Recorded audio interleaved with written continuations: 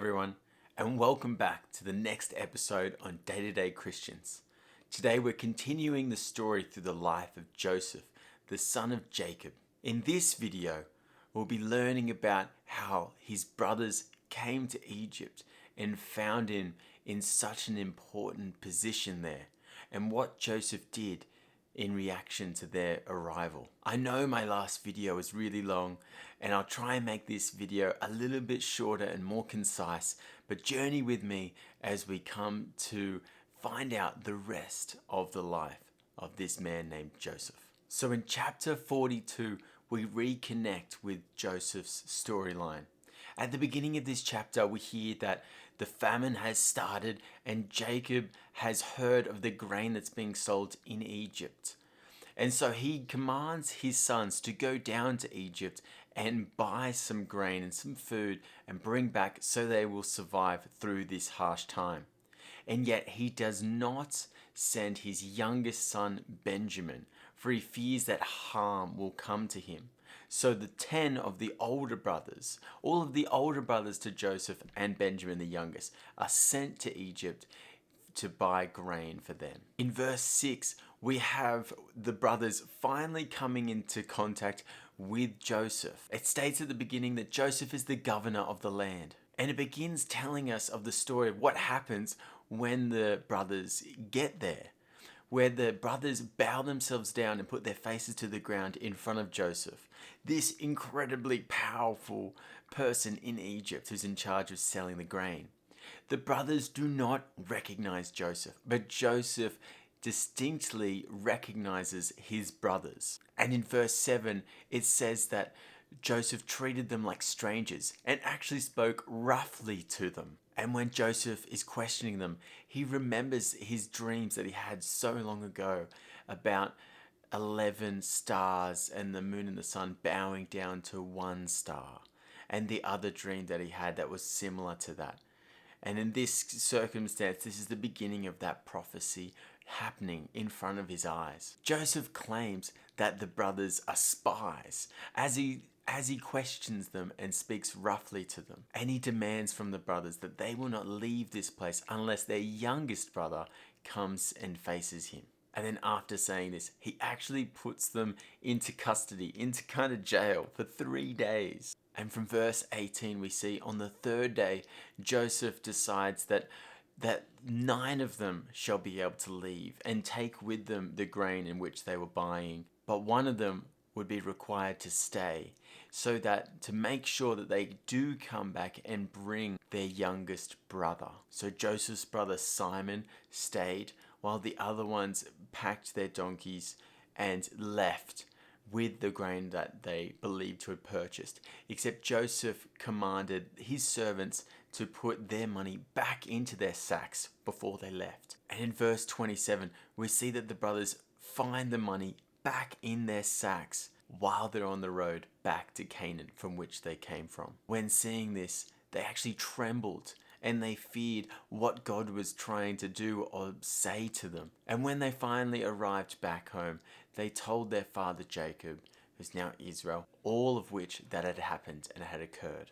And as they emptied their sacks of grain when they arrived back home, they found that all of their money were in each of their sacks, and the Egyptians hadn't taken any of it and actually put the money back in their sacks, or the money was just there. And they were afraid. And when Jacob heard it, this man in Egypt, in charge of selling the grain, had demanded that their youngest brother, the youngest son, had to come to Egypt to prove their story and to allow their other brother to leave, he denied it and said that for his other son had already been killed, he's not going to risk this son. So we can see in this chapter that Benjamin means a great deal to Jacob. In verse 43, we find that the famine is still going just like Joseph's prediction from the dreams, and that Jacob needs more food and more grain from his family because it's been a little bit of time since the brothers had come back from Egypt with the grain in which they had brought back. So they needed to go back to Egypt to buy more food and more grain. And it was Jacob's son Judah that actually warned his father again that the requirement set on them from this powerful Egyptian man was that they had to bring their youngest brother back to Egypt to prove their backstory so that they could be able to buy more grain and be able to rescue their brother Simon back from Egypt. Jacob wasn't too pleased about this, but in verse 11 said, "If this must be done, then do it." And he commanded his sons to bring presents and gifts and offerings to the Egyptian, as well as to take back the money in which they were meant to pay from their last visit. And in verse 14, we see another example of how Jacob truly loves and kind of favors his youngest son, Benjamin. And so with this, the brothers arose and took all of those things with them and went back to Egypt to see Joseph. When the brothers had arrived back in Egypt, Joseph saw that Benjamin was with them and then commanded his servants to slaughter an animal and prepare a big meal for the brothers and invited the brothers back to his house to have the meal with him. And the brothers, when they learnt of this, they were greatly afraid. The brothers told Joseph about what had happened, how the money had just appeared back in their sacks, and they were kind of trembling to Joseph, trying to explain themselves out of what they thought was a harsh situation. But Joseph just said back to them, "Do not be afraid." And then he brought Simon out to re-meet his brothers. After which, Joseph asked the brothers how their father was, the old man, and if he was still alive. And they said, "Yes, your servant is still alive," in terms of their father, Jacob. And then when Joseph looked up and saw his youngest brother, Benjamin, there, he couldn't contain his emotions. And he had to hurry out of the room in which they were all seated, for he started weeping. You could see here that Joseph has a real strong connection to his younger brother Benjamin, for they are both sons of the same mother, Rebecca, the favorite wife of Jacob. And when Joseph regathered himself and went back into the meal, he gave everyone a big portion, but made Benjamin's 5 times the size of all the other brothers. And it's important to remember that Benjamin wasn't there when Joseph was put into the pit by his brothers. So that maybe that was a part of the reason he favoritized Benjamin as well. Chapter 44 starts with the end of this meal between the brothers and Joseph. And Joseph commands his head steward to fill up their sacks full of grain and food and whatever they can carry. And then at the top of their sacks, he commands them to put their money back in, just like the first time they came. And then in the sack of Benjamin, he asks his servants to put a special cup from his table into that bag, a special silver cup. And so the servants did so, and then the brothers were back on their way, back home to Canaan with the new grain and food and supplies, and with all of their brothers now, including Simon. And yet again, the brothers found the money in their sacks once more, and they tore their clothes, and they were afraid, and they decided to turn around and head back to Joseph and to confront him and to explain what has happened so that they wouldn't be in any trouble with such a powerful person. So in verse 14, they fell before Joseph, and Joseph asks, "What deed is it that you have done?" And the brothers say that God has found the guilt within them from doing such a harsh act that the brothers know about, which is selling Joseph to be a slave. So Joseph says, "Only the one in which the cup was found in his sack shall be my servant. The rest of you may pack up your belongings and leave." And then once again, Judah speaks up. And the next few verses, all the way until nearly the end of the chapter, is Judah trying to explain to Joseph how important Benjamin is to their father and to their mission in getting this grain. He says in verse 31 that as soon as Jacob sees that the boy is not with them, he shall die. a pretty drastic thing to say, but we know from the rest of the chapter that Jacob really was in love and had the favorite child now as Benjamin. Judah also explained that if Benjamin weren't to return with him, that he shall take all of the blame for that to happen. And now here in chapter 45, we have a pretty powerful chapter. And what happens after Judah explains all of this to Joseph, that they cannot return back to their father without their youngest brother Benjamin, is that Joseph makes himself known. He can't control his emotions. He cries out and he gives himself away to his brothers, who he is. I'm going to read out the next verses because I think they're really important and it's an incredible part of this story. So let's get into it. And Joseph said to his brothers, I am Joseph. Is my father still alive? But his brothers could not answer him, for they were dismayed at his presence. So Joseph said to his brothers, come near to me, please. And they came near. And he said, I am your brother Joseph, whom you sold into Egypt. And now, do not be distressed or angry with yourselves, because you sold me here. For God sent me before you to preserve life. For the famine has been in the land for these 2 years, and there are yet 5 years in which there will be neither plowing nor harvest. And God sent me before you to preserve for you a remnant on earth, to keep alive for you many survivors. So it was not you who sent me here, but God. He has made me a father to Pharaoh, and lord of his house, and ruler over all the land of Egypt.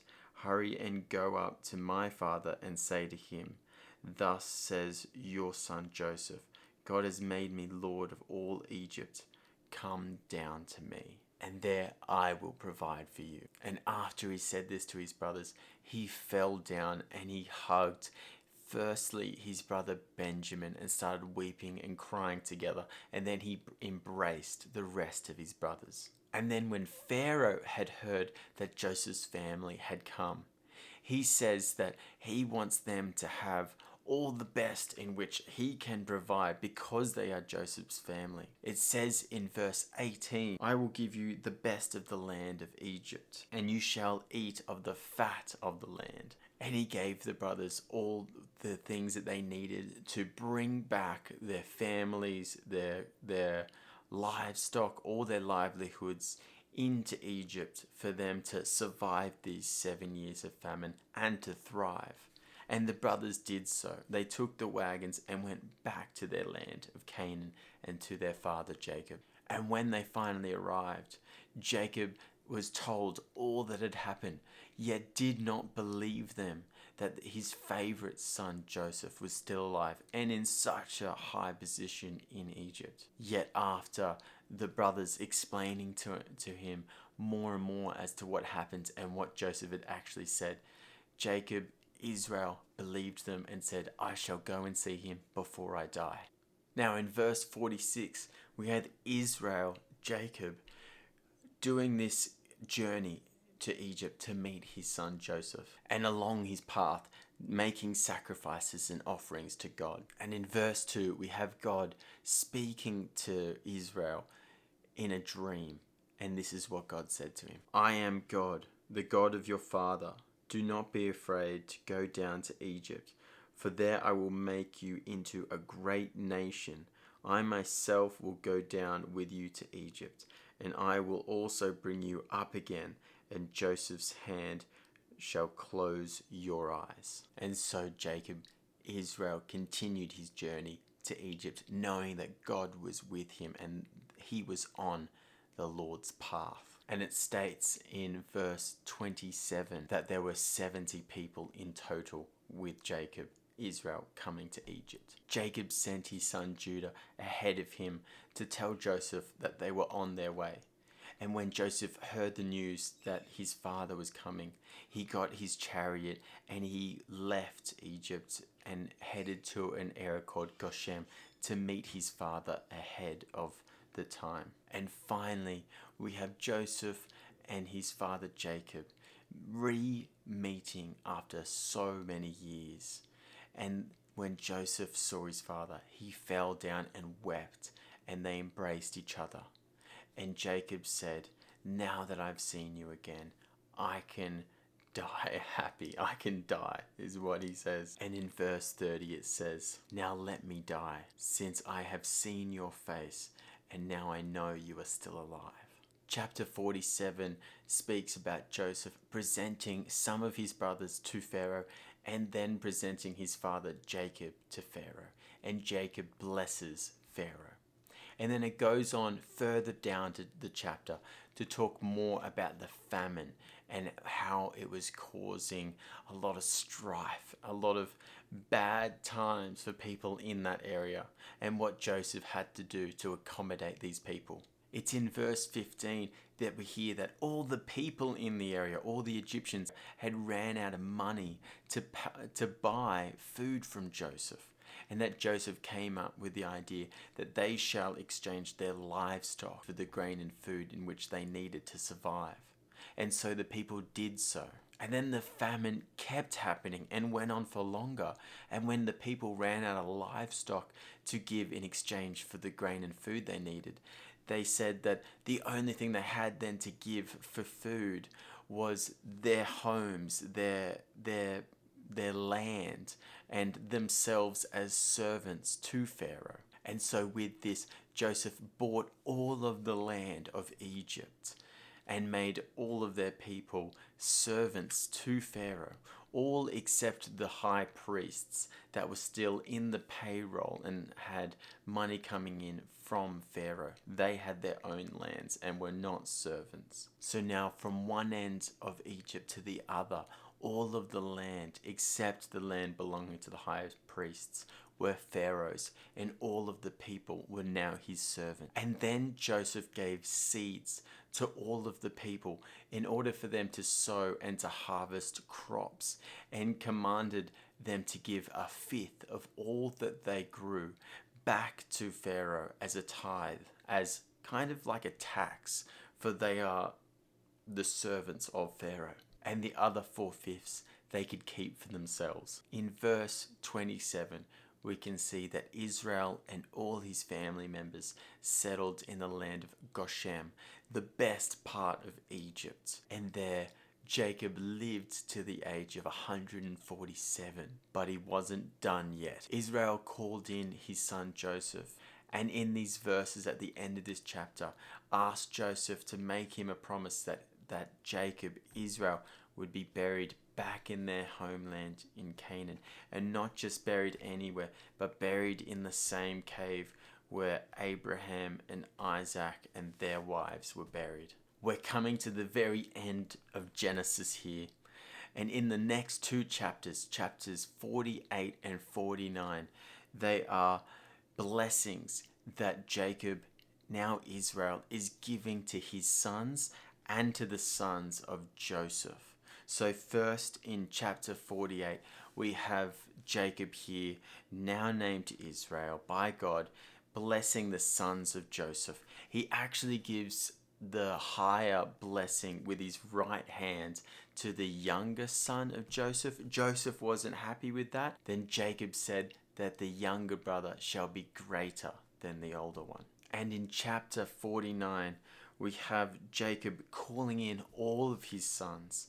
And the chapter is a list of blessings individual to each person and their personalities, and gives kind of prophecies to the kinds of nations and peoples that each of them are to become. I'm not going to read them all out because there's a lot, but they're worth having a read.